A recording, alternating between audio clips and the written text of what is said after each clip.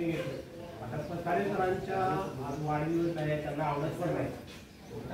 मला कळालं की वाढदिवस आपलं सेलिब्रेशन आवडत नाही, त्यांनी पण ते तयार झाले. पण त्या मुलग्याचा विशेष खास कौतुक करायला पाहिजे की बापलेकांची जोडी कशी असावी आणि एकमेकावर प्रेम कसं करावं. मी त्यांच्यात आणि त्याचं वैभव आता 2 वर्ष होत आले. मुलगा आणि वडिलांचं बॉन्डिंग कसं असावं जर तुम्ही बघितलं एकदम पॉवरफुल आहे. त्यांच्या मिसेस पण येते, ज्यावेळेला पहिला त्यांना साडी नेसून येत होत्या आणि आम्ही सांगितलं त्यांना की त्यांना ड्रेस पण घालायला लगेच त्यांनी परवानगी दिली नाही. दुसऱ्या दिवशी त्या ड्रेस घालून आल्या होत्या. इतकं त्यांच्यात स्वातंत्र्य आहे. हे पण काय कुठले पॉईंट कोणी पकडायचे हे ज्याच्या त्याचा कोणाकडनं काय शिकायचं.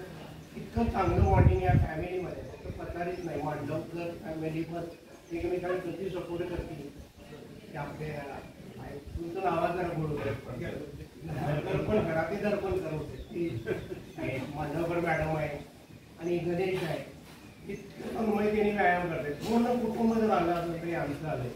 आपल्याकडे पूर्वी संजना मांडवकर म्हणून पण मुलगी होती, माहीत असेल त्यांचीच ही फॅमिली आहे.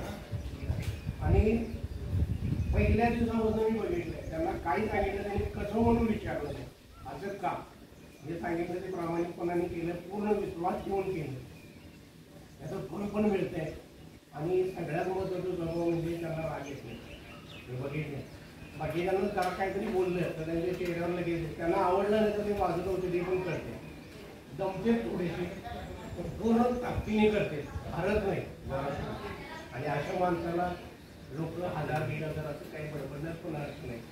पण परमेश्वराने त्यांना भरपूर आयुष्य द्यावं मी प्रार्थना करतो. आणि त्या प्रत्येक वाढदिवसाला सगळेजण हजर असावे.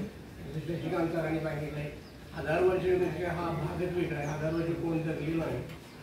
पण जास्तीत जास्त लाईफ त्यांना मिळावं आणि फक्त लाईफ मिळवू नये ते आनंददायी आणि सर्वांना सपोर्ट करणारं जावं एवढं बोलतो.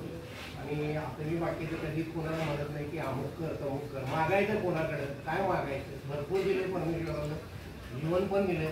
ते तसं चुकत पुढे जाऊ दे हीच प्रार्थना. आणि वाढदिवसाला त्यांना परत